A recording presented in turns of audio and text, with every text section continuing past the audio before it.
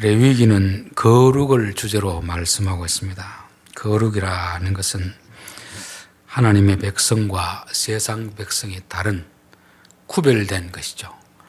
그래서 세상 사람들이 살아가는 그런 방식대로 살아가지 않고 하나님이 이렇게 살아라 할 때 그 말씀대로 살아가는 것이 거룩입니다.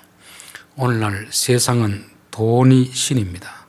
돈이 되면 뭐든지 다 하는 이런 시대 속에서 성도들은 아무리 돈이 되더라도 하나님이 싫어하는 것이라면 안 해야 되는 것이고, 아무리 돈이 안 되더라도 하나님이 하기를 원하시면 하는 것입니다. 돈 때문에 하고 돈 때문에 안 하는 것이 아니라 하나님이 하라고 하기 때문에 하는 것이고, 하나님이 하지 말라고 하기 때문에 안 하는 것입니다. 이게 성도의 거룩함이 되는 것입니다. 그래서 너희는 애굽 땅의 풍속도 쫓지 말고 가나안 땅의 풍속도 쫓지 말고 내가 너희들에게 원하는, 가르쳐주는 그 말씀대로 살아라, 그렇게 하는 것입니다. 우리가 성경을 쭉 짜면은 이게 뭐가 나온다고 했습니까? 하나님을 사랑하고 이웃을 사랑하라, 그렇게 하잖아요. 그런데 이것을 또 우리가 하나님 사랑 따로 이웃 사랑 따로 이렇게 구분하는 경우가 있습니다. 이거는 성경의 가르침하고 다른 것이죠. 선한 사마리아인의 비유에 보면 제사장들, 레위인들, 하나님을 사랑하는 사람입니다. 예배를 인도하는 사람이죠. 오늘날 말하면 교회 목사이고 전도사이고 장로님들이고 그렇습니다.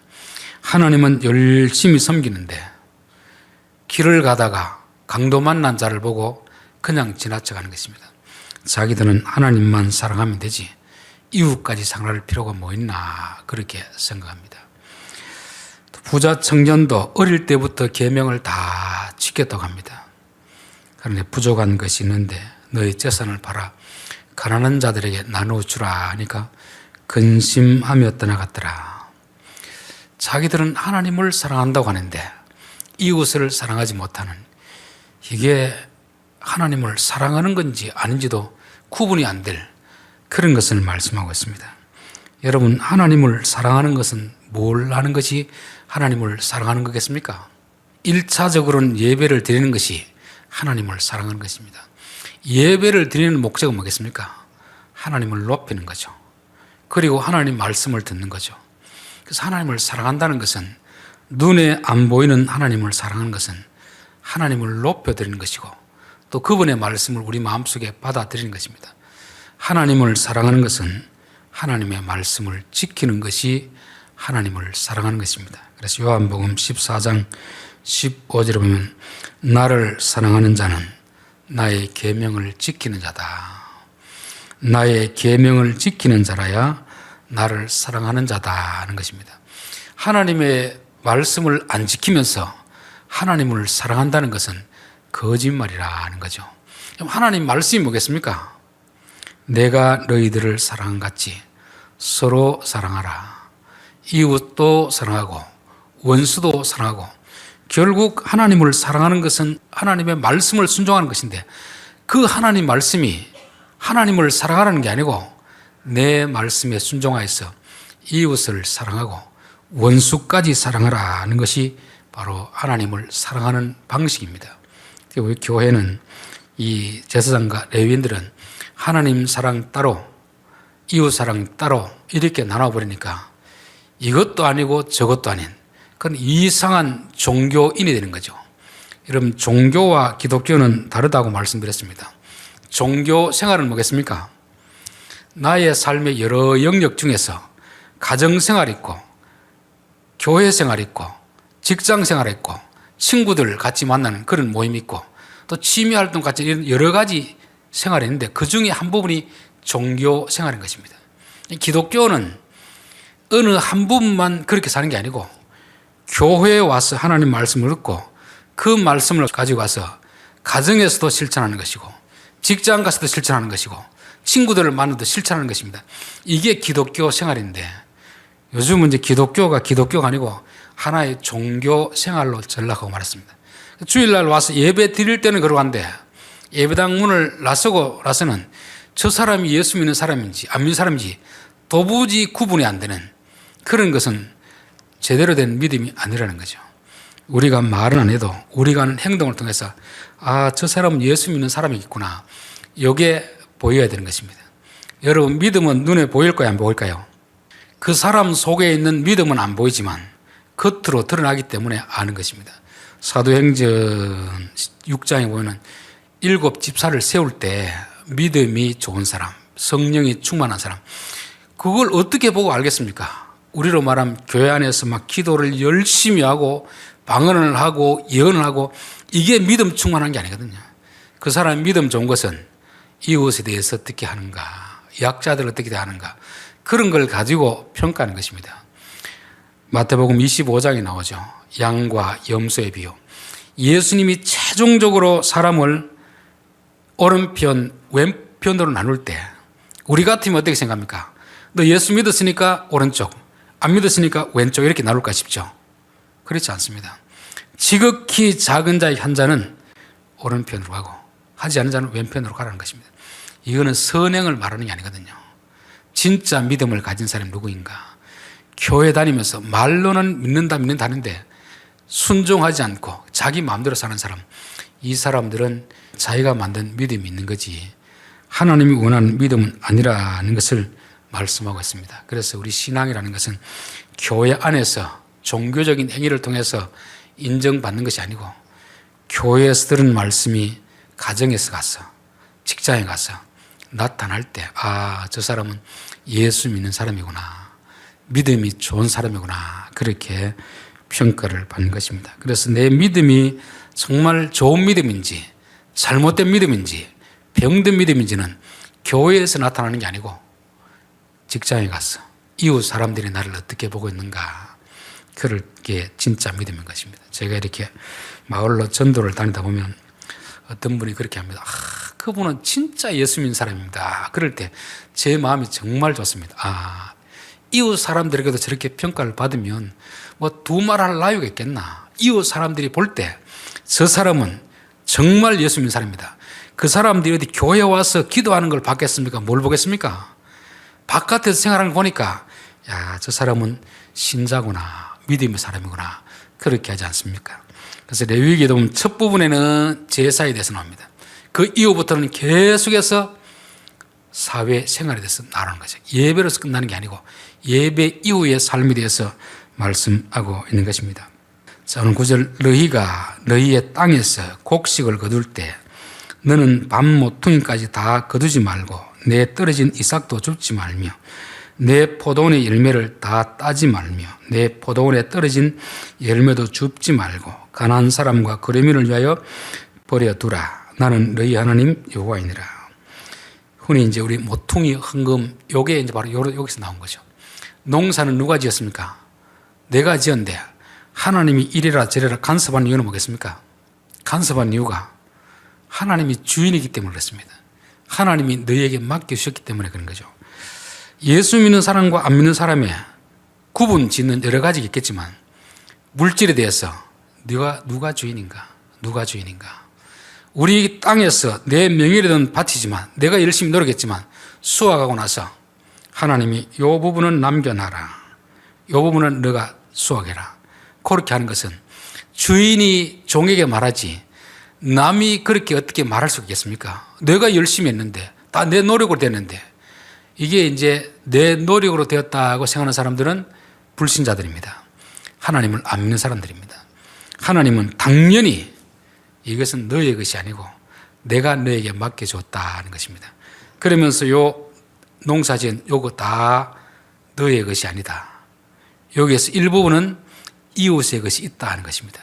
그래서 주인이기 때문에 그런 말씀하는 거죠. 그래서 그 밑에 뭐라고 되어 있습니까? 나는 너희의 하나님 여호와이니라. 나는 너희의 주인이고 이 밭의 주인이다 하는 것입니다. 그래서 우리는 물질에 대해서 요 생각의 변화가 있어야 됩니다. 내가 주인이라고 생각했던 것이 내가 주인이 아니구나, 하나님이 주인이구나. 우리 누가복음 12장에 보면 어리석은 부자의 비유가 나오지 않습니까? 농사를 지어서 풍년이 되었습니다. 그러다 보니까 기존 창고에 다 들리지 못하니까 창고를 더 넓히는 것이죠. 그러면서 이렇게 이제 많으니까 평생 먹고 살아도 부족함이 없겠다. 내 영혼아 인생을 좀 즐기자. 그렇게 말하는 것이 불신자들을 봤을 때는 당연한 것입니다. 그러나 이 사람이 불신자가 아닌 거죠. 신자인 거죠. 교회 다니는 사람이죠. 하나님 봤을 때는 너가 하나님을 안 믿으면 그렇게 하는 건 당연하겠지만 너가 어떻게 하나님을 믿는다고 하고 교회에서 목사고 장로고 권사인데 어떻게 내가 그런 생각을 할 수 있느냐. 오늘 밤 너의 영혼을 거두어 가면 그것이 누구의 것이 되겠느냐. 자기에게 부여하고 하나님께 부여하지 않는 자가 이와 같다는 것을 말씀하는 것이죠. 그래서 우리는 항상 내게 있는 모든 것이 하나님의 것이다. 여기에서도 구제하라는 말씀이 아닙니다. 이 주인은 하나님이니까 하나님이 시킨 대로 하라는 거 아닙니까? 물질에 대해서, 내 돈에 대해서 하나님이 주인이니까 네 마음대로 하지 말고 내가 시킨 대로 하라 하는 것입니다. 이게 구제든 성격이 있지만 하나님의 말씀에 대해서 하나님을 주인이라고 여기는 그 행동이 바로 그것이 되는 것입니다. 성경에 보면 또 이제 땅을 6년 동안 농사 짓고 7년째는 안식을 줘라 이런 말씀도 있습니다. 왜 그렇게 하겠습니까? 땅의 주인은 나니까 내가 시킨 대로 해라. 너희들 6년 동안 땅을 부려먹었으면 1년은 쉬게 해주라. 이런 뜻 아닙니까? 사람들은 또 그걸 가지고 1년 동안 묵혀놓으면 땅이 더 좋아지면 더 많은 곡식을 내겠구나. 이렇게 생각하고 땅을 쉬면은 결국은 땅을 쉬게 해준 게 아니고 땅을 더 이용하려고 하는 거죠. 하나님 말씀이기 때문에 하는 것입니다. 이렇게 하면 하나님께 더 복을 주실 것이다. 그게 아니고 이렇게 말씀하시는 분이 우리의 주인이구나. 그래서 그렇게 순종하는 것이죠. 또 우리 생각 같아서는 이왕이면 농사를 다 짓고 추수를 해가지고 그렇게 주는 게 더 낫지 않겠습니까? 하나님 앞에 그렇게 반문할 수 있는데 그냥 내가 시킨 대로 하라. 내가 시킨 대로. 너 생각대로 하지 말고 내가 시킨 대로 하라. 내가 주인이니까. 여러분 종은 주인이 시킨 대로 하는 것이 자기가 이래라 저래라 할 수 없는 것입니다. 하나님이 그렇게 하라고 하면 이해는 되지 않더라도 그렇게 해야 되는 것을 말씀합니다. 만약에 내가 농사를 지어서 추수해서 가난한 자를 주면 어떻게 되겠습니까? 누가 준 것이 되죠? 내가 주었다고 생각해요. 내가 내 것을 주었다고 하기 때문에 사람들에게 생색을 내기 쉬운 것입니다. 그러나 땅의 걸 그냥 두면 누가 가져간지도 모르기 때문에 생색을 낼 것도 없습니다. 만약에 내가 농사를 다 지어서 저 집은 가난하니까 쌀 한 마를 줘야 되겠다. 한 마를 줬습니다. 그러면 그분은 받는 것이 고맙기도 하지만 내 마음속에 늘 무슨 생각이 있겠습니까? 부담스럽겠죠. 나는 그 사람에 대해서 생색을 내고 또 어떤 일이 있을 때 그 사람이 내게 좀 잘 안 해주면 내가 한 가문이나 쌀을 줬는데 내 쌀을 얻어먹었으면 좀 내 편을 들어줘야지. 투표를 한다든지 마을 이장이 나온다 할 때는 나를 찍어줘야지. 내가 그렇게 했는데 저렇게 무시할 수 있는가? 결국 내 마음에 뭐가 들겠습니까? 섭섭한 마음이 들 거 아닙니까? 그것은 하나님 말씀에 순종한 게 아니고 자기 생색을 낸 거예요. 자기 생색. 그래 생색 내지 말고 그냥 그대로 남겨놓으면 누가 가져간지도 모르고 누가 가져간지 모르기 때문에 누가 가져갔는지 내게 인사 안 하더라도 내가 섭섭해할 필요도 없는 것입니다. 그래서 하나님은 남을 도울 때도 자기 이름 자꾸 내지 말고 그냥 하나님이 도우라고 하면 하나님의 것이기 때문에 하나님 말씀에 순종하라는 것입니다. 여러분 국회의원들이 연말이나 되면 이제 과원 찾아오고 이렇게 쌀 갖다 주고 하는 거 그게 정말 그 애들을 위해서 하겠습니까? 자기를 위해서 하겠습니까? 자기를 위해서 하는 거잖아요. 그래서 어느 과원 원장은 좀 평소 때 좀 주지 꼭 선거철 앞두고 연말 연시가 되면 너무 힘들답니다. 그것도 오는 사람이 너무 많기 때문에 올 때마다 애들을 모아가지고 대기를 시키게 되거든요. 사진을 찍어야 되기 때문에 돌아서 또 딴 사람 오면 또 찍어야 되니까 너무 힘들다는 것입니다. 그게 무슨 남을 돕는 거겠습니까? 몇 푼 도와주고 자기 정치적인 목적으로 이용하는 거 아닙니까? 그래서 우리가 남을 돕더라도 내 생색 내려고 하지 말고 내 걸 가지고 주면 내가 생색 내렸지만 이거는 지금 분명히 그 농사 지은 땅에서 너 것이 아니고 그 사람들의 것이니까 그냥 그대로 남겨주면 필요한 사람들이 와서 가지고 갈게 될 것이다 하는 거죠. 우리는 처음부터 하나님이 딱딱 나눠줬으면 될 텐데 내 필요한 목만 나게 하고 딴 사람 지켜주면 될 텐데 왜 이렇게 하실까 생각하는데 그렇게 되면 관계가 형성되질 않습니다. 자기 일에서 자기 먹고 살면은 나와 다른 사람은 별개의 사람인 거죠. 내가 농사를 열심히 지었는데 분명히 다 추수할 수 있는데 예수를 믿기 때문에 남겨두거든요. 그럼 다른 사람은 어떻게 생각하겠습니까? 저 사람이 바보인가? 바보로 생각하죠. 자기가 농사에서 물고 남겨놓는 것은 우리를 위해서 남겨놨구나. 그럼 가져가는 사람도 고마운 마음이 드는 것입니다. 그럼 그 사람이 그 부자에 대해서 어떤 말을 하겠습니까? 하나님 앞에. 하나님, 저분에게 복을 좀 더 주셔야 됩니다. 이분은 하나님 앞에 순종했기 때문에 즐겁고 기쁜 것이고, 또 도움받는 사람은 도움을 받았기 때문에 감사하게 된 것입니다. 부자라도 하나님 시켜도 하나님, 저는 싫습니다. 그렇게 하면 하나님 어떻게 할 수 없는 거잖아요. 하나님은 강제적으로 하는 게 아니거든요. 하나님이 말씀하셔도 내가 도와주고 싶은 사람이 있고 도와주고 싫은 사람이 있거든요. 근데 여기서는 이 사람이 순종했기 때문에 그 사람이 감사해야 되는 것입니다. 감사. 그래서 그렇게 주고 받으면서 서로 관계가 좋아지는 거죠. 서로 관계라는 것은 여러분 같은 동네에 있다고 친해지는 게 아닙니다. 같은 교회에 있다고 친해지는 게 아닙니다. 주고 받으면서 친해지죠. 주고 받으면서. 내가 남들보다 좀 많이 있으면 그거를 다른 사람에게 부족한 사람 주고, 또 나도 내게 부족한 것이 있거든요. 그러면 그 사람을 통해서 내가 또 받게 되는 것입니다. 그러면 서로 주고받다 보면 친밀한 관계가 형성되는 것이죠.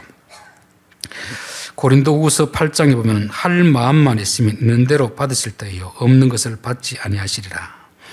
이는 다른 사람들은 평안하게 하고 너희는 곤고하게 하려는 것이 아니요 균등하게 하려 함이니 이제 너희의 넉넉한 것으로 그들의 부족한 것을 보충함은 후에 그들의 넉넉한 것으로 너희의 부족한 것을 보충하여 균등하게 하려 함이라 됐습니다.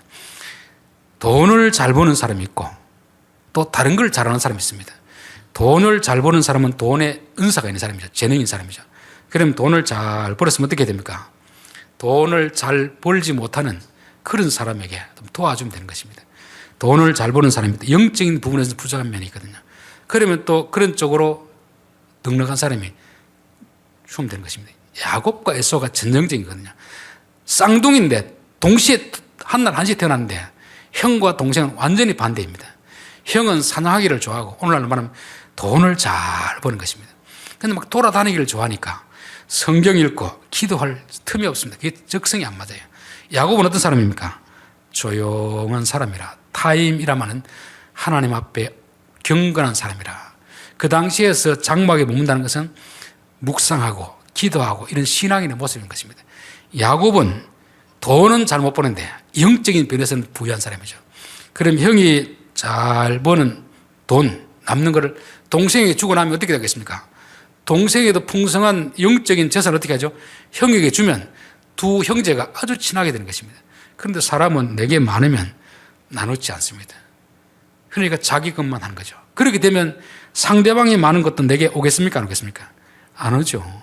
사랑은 주고받아야 되는데 꼭 같은 걸 주고받는 게 아니고 내가 남는 것은 상대방에게 주면 상대방에도 또 남는 것을 내게 주면 내게 부족한 것을 얻게 되는 것입니다. 그래서 제가 아는 어떤 그 집사님은 자기는 돈을 잘 법니다. 의사할래가 돈을 잘 벌어요. 자기 형님은 선교 사업을 합니다. 선교사들이 뭐 돈벌이는 없잖아요. 그러니까 형님, 제가 열심히 돈 벌어서 선교비 될 테니까 형님은 선교 열심히 하십시오. 그 대신 우리 병원 잘 되도록 기도해 주십시오. 그래서 저는 그 형제를 보면서 이야, 그 짝이 참 잘 맞는다. 그런 생각이 들었습니다. 이게 사람마다 다 재능이 있는 것이 있고 부족한 것이 있거든요. 서로 주고받고 균등하게 하기 위해서 그런 것입니다. 여러분, 우리에게 남들보다 많이 있으면 창고에 재인하라고 주는 게 아닙니다. 돌아보면 누군가 부족한 것이 있거든요. 그럼 누군가 부족한 사람은 무시해도 좋을 사람이 아니고 내게 없는 것을 가지고 있는 사람입니다. 성경에 보면 영적으로 너희들이 마게도냐 교회가 예루살렘 교회에 대해서 지금 너희들이 부유하지만 예루살렘 교회가 어려우니까 헌금을 좀 내 도와주라. 왜냐하면 너희들이 영적인 것을 도움받지 않았느냐. 서로 주고받음으로 인해서 균등하게 된다는 것을 말씀하는 거죠. 11절 너희는 도둑질하지 말라. 속이지 말며 서로 거짓말하지 말며. 도둑질하는 것은 왜 하겠습니까? 없으니까 하는 거겠죠. 없으면 어떻게 되죠? 일을 하든지 종사를 하든지 그래야 되는데 일은 하기 싫고 남의 것을 빼앗아 오려고 하는 것입니다. 또 먹을 거 있어도 욕심을 내면 남의 것을 도둑질하게 되겠습니다. 그것은 돈을 사람보다 더 귀중히 여기는 아닙니까? 내게 소중하면 남의 것도 소중해야 되는데 우리는 내게 없으면 남의 것을 훔치려는 이런 생각인 것입니다. 그것은 결국 사람보다 돈을 더 귀히 여기는 그런 것이죠. 또 일을 하지 않고 먹고 살겠다는 거 아닙니까? 성경에는 일하기 싫거든 먹지도 말아라. 앞에서는 도와주라는 거 아닙니까? 근데 여기서는 이제 도움을 받는 사람들에게 도둑질 하지 마라. 도둑질 하지 말고 너가 정상적으로 일을 해서 먹고 살아라는 것입니다. 구제라는 것이 참 이게 가난한 자들에게 도와줘야 되지만 자칫 잘못하면 거지 근성을 키워주는 것입니다. 우리나라 복지 정책을 쓸 때도 정말 그 사람 일자리 없으면 일자리를 만들어줘서 돈을 줘야지, 직장이 없다고 가만히 노는데도 돈을 주면 그 사람은 더 이상 일을 안 하게 됩니다. 게을러지는 거죠. 그래서 앞에서는 일할 사람이 없는데 그냥 곡식을 다 찧어서 갖다 주지 말고 그대로 남겨놓으면 그거라도 최소한이라도 일을 해서 먹고 살도록 그렇게 만들어야지. 그렇지 않으면 다 도둑놈 만드는 거 아닙니까? 그렇게 공짜로 뭔가를 얻다 보면 더 이상 일을 하지 않게 되는 것입니다. 그래서 도둑질하지 말고 속이지 말라. 그래서 우리가 부족하면 하나님 앞에 기도하고 일자리를 주십시오 이렇게 해야지, 일 안 하고 자꾸 먹고 살려고 하다 보면 결국 남의 것을 도둑질하게 되어 있는 것입니다. 예전에도 한번 말씀드렸는데 초등학교 학생들을 상대로 장래 희망이 뭐냐 물었을 때 1등이 뭐냐면 1위가 건물주입니다. 건물주. 아무 일 하지 않고도 거기에 나오는 세만 받아가지고 자기 하고 싶은 거 다 하겠다는 겁니까? 이 사고가 얼마나 참 잘못됐습니까? 여러분, 일이라는 것은 우리의 생계를 위한 수단이기도 하지만 내가 사회를 위해서 봉사하는데 기여할 수 있는 그런 부분이 되거든요. 현직에 있을 때는 막 일이 너무 힘들어서 빨리 퇴직하고 싶은데 퇴직하고 나면 내가 일을 안 하면 돈도 못 벌지만 사회에 기여를 못 하기 때문에 우울증에 걸린답니다. 여러분, 일이라는 것은 꼭 돈만 벌기 위해서 하는 게 아니고 일을 통해서 내 삶의 보람을 느끼는 거 아닙니까? 돈을 많이 벌고 적게 벌고는 나중 문제고, 일을 통해서 하나님께도 순종하는 것이고 다른 사람에게도 유익을 끼치는 그런 삶인데 일은 안 하고 그냥 세만 받아가 살겠다, 이 생각이 지금 이 시대, 자본주의 시대에서 얼마나 사람들이 잘못된 삐뚤어진 사고를 가지고 있는가를 말하는 것입니다. 그래서 성경에는 내가 내 손이 수고한 대로 먹을 것이라, 내가 내 손이 수고한 대로 먹을 것이라. 일은 결코 천한 것이 아닙니다. 일에 귀천이 없습니다. 죄 짓는 것보다는 일하는 게 낫습니다. 일을 해서 내가 먹고 살도록 그렇게 해야 되고 자녀들도 그런 것을 가르쳐야 될 줄 믿습니다. 그래서 성도들은 일을 할 수 없으면 일할 수 있는 자리를 달라고 해야 되고, 일할 수 있으면 일하려고 해야 되지, 남이 준다고 덥석 받다 보면 그야말로 게으름을 익혀가지고 결국은 나중에 남의 것을 도둑질하는 그런 상태까지 빠지게 되는 것입니다. 12절, 너희는 내 이름으로 거짓 맹세함으로 내 하나님 이름을 욕되게 하지 말라. 나는 너희의 여호와 하나님이라 됐습니다. 사람이 열심히 일해야 될 사람 일을 하지 않고 남의 것을 자꾸 그냥 쉽게 얻다 보면 우리 마음속에 일하고 싶은 마음이 사라지는 것이고 결국은 나중에 도둑질하게 되는 것이고 결국은 나중에 어디까지 가냐면은 하나님의 이름을 걸고 거짓 맹세하는 거예요. 거짓 맹세. 여기서 맹세는 우리가 뭐 살아가면서 거짓말하는 게 아니고 유대 나라에서는 재판할 때 증인이 아주 중요합니다. 두세 사람의 증인이 있으면 그걸 믿고 확증을 해주는 거죠. 재판하는 거죠. 그러다 보니까 가해자들은 어떻게 하겠습니까? 거짓 증인을 사는 것입니다. 이렇게 말해 주십시오. 그 대신 내가 얼마만큼의 돈을 주겠습니다.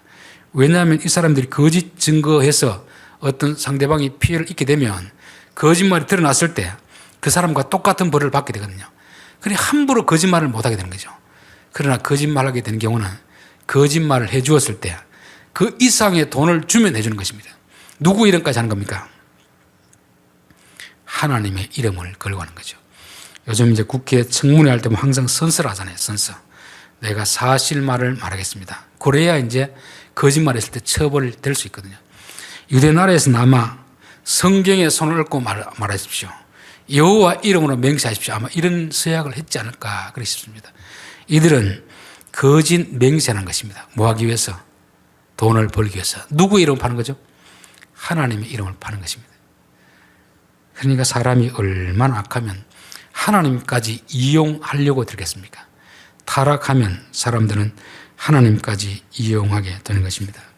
13절 너는 내 이웃을 억압하지 말며 착취하지 말며 품꾼의 싹을 아침까지 밤새도록 내게 두지 말라. 이게 이제 가진 자가 가지지 못한 약자를 함부로 대하는 것입니다. 우리 사회에 제일 치명적인 고질병이 갑질 문화입니다. 갑질 문화. 내가 남들보다 조금 지위가 높으면 아래 사람들을 마치 종 취급하는 거죠. 내가 돈이 있으면 그 밑에 있는 사람을 종 취급하는 것입니다. 갑질 문화가 이게 아주 안 좋은 문화이고 이게 세상의 짐승의 문화입니다. 짐승. 짐승의 세계는 나이고 아무것도 필요 없습니다. 힘 있는 놈이 장대 아닙니까? 약자의 것을 마음껏 약탈하는 것이 이게 짐승의 세계입니다. 그래서 요한계시록 보면 땅에서 짐승이 올라오니라. 바다에서 짐승이 올리라. 저 밖에 돌아다니는 짐승을 말하는 게 아닙니다. 사단의 짐승의 가치를 가진 그런 사람들이 막 올라오기 시작하는 것입니다. 오늘 세상에는 힘 있는 자가 짐승처럼 행동하는 것입니다. 돈이 있으니까 사람들을 자기 마음대로 막 하는 것입니다. 하나님 나라에서는 힘이 있다고 약자들을 함부로 대하지 마라. 그렇게 말씀합니다. 왜 그렇습니까? 부자나 가난한 자나 다 하나님이 지으신 하나님의 백성들이기 때문에 그렇다. 하나님이 창조하신 사람이기 때문에 그렇다 하는 것입니다. 그래서 출애굽기 22장에 보면 너희들 이방인들을 압제하지 말고 고아나 과부를 힘들게 하지 말아라. 그들이 억울해서 내게 부르짖으면 나는 그 부르짖음을 반드시 들어주고 그렇게 한 사람들을 내가 찾아가지고 너희 남편을 죽이고 부모를 죽여서 너희의 아내가 과부가 되게 하고 너희의 아들이 고아가 되게 하겠다. 얼마나 무서운 말씀입니까? 그래서 절대 우리는 예수 믿는 사람은 약자를 대할 때 함부로 대해도 된다고 하면 이게 큰일 나는 것입니다. 우리 사무엘하 12장을 한번 찾아보겠습니다. 사무엘하 12장. 12장은 이제 나단 선지자가 다윗을 찾아왔습니다. 다윗은 죄를 짓고도 아무런 죄를 짓지 않은 것처럼 그렇게 살아가고 있을 때 나단 선지자를 보내서 그의 죄를 지적하는 것입니다. 7절부터 보겠습니다. 나단이 다윗에게 이르되 당신이 그 사람이라. 이스라엘의 하나님 여호와께서 이와 같이 이르시기를 내가 너를 이스라엘 왕으로 기름 붓기 위하여 너를 사울의 손에서 구원하고 내 주인의 집을 내게 주고 내 주인의 아내들을 내 품에 두었고 이스라엘과 유다 족속을 내게 맡겼느니라.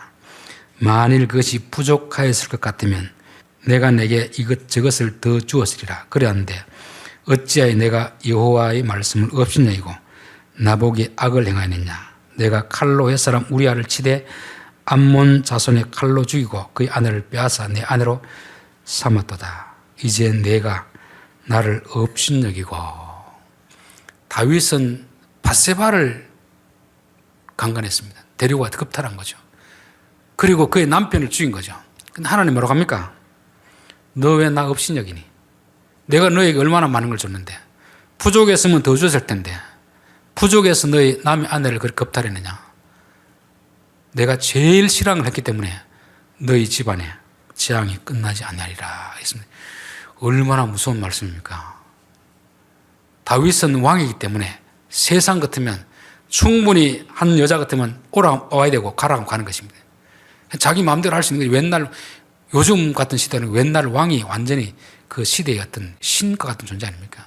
그런데 하나님은 왜 밧세바를 범했는지 하지 않고 왜 너 나 업신여기니?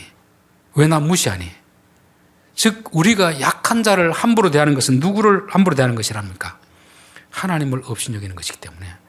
그래서 세상 사람들은 내가 힘 있다고 약자들을 함부로 대할 수 있지만 믿는 사람들은 그렇게 하면 정말 큰일 납니다. 그것은 약자를 무시하는 게 아니고 하나님을 업신여기는 것이다. 우리가 하나님을 업신여기는데 하나님 우리에게 복을 주겠습니까? 그러진 않겠죠. 14절 너는 귀 먹은 자를 저주하지 말며 맹인 앞에서 장애물을 놓지 말고 내 하나님을 경외하라. 나는 여호와이니라. 듣지 못한다고 보지 못한다고 장애물을 놓으면 당사자도 모릅니다. 왜 자기가 넘어진지 몰라요. 누가 앞에 장면하는지 모릅니다. 누가 보고 있다는 겁니까? 하나님만 보고 있다. 하나님을 경외하라는 것은 하나님 좀 두려워해야 안 되겠느냐. 하나님 다 보고 있는데 그 사람은 힘이 없어가지고 보지 못하기 때문에 듣지 못하기 때문에 누가 그 사람 앞에 장애물 하는지 모르지만 하나님은 다 보고 있다는 거 아닙니까? 저는 이런 걸 보면 이야 참 두렵다는 생각이 듭니다. 죄 짓고 싶은 욕망 이만큼 올라와도 하나님이 보고 계시는데 저 사람을 무시하는 건 내가 저 사람을 무시하는 것 같지만 하나님은 왜 나를 무시하느냐 하는데 그렇게 내 마음이 합한 자를 했던 다윗도 그 죄에 대해서 이런 엄청난 징계를 했다면 우리 같은 사람이야 두말할 필요가 있겠습니까? 그래서 저는 항상 주여 우리가 하나님을 두려워하는 것은 하나님이 약자들에 대한 것을 보고 그대로 갚아주시기 때문에 그렇습니다. 그래서 우리가 약자들을 잘 대접하면 하나님 마음이 너무 기쁜 것입니다. 이야 너 나 사랑하는구나. 그래서 복을 더 주는 거죠. 그런데 약자들을 함부로 대하고 무시하면 너 나 무시하는구나. 너가 나를 무시하면 나도 너를 무시하겠다는 거 아닙니까? 그러니까 우리 약자를 대하는 것이 하나님을 대하는 것입니다. 약자를 사랑하면 그냥 인간적으로 사랑하는 게 아니고 하나님이 그렇게 하라고 했기 때문에 순종하는 것입니다. 하나님을 사랑하는 것은 하나님의 말씀을 지키는 거거든요. 그래서 우리 항상 예배를 마치고 이제 교회당 문을 나서서 하나님 내 앞에 보여지는 약자들을 대할 때 하나님을 대하는 마음으로 대하게 하옵소서. 정말 주님을 대하는 마음으로 대하여서 하나님이 우리를 보실 때 야, 너 참 내 마음에 드는구나. 내가 너에게 뭘로 갚아주면 되겠느냐. 이런 말씀을 하실 수 있도록 그렇게 살아야 될 줄 믿습니다. 기도하겠습니다.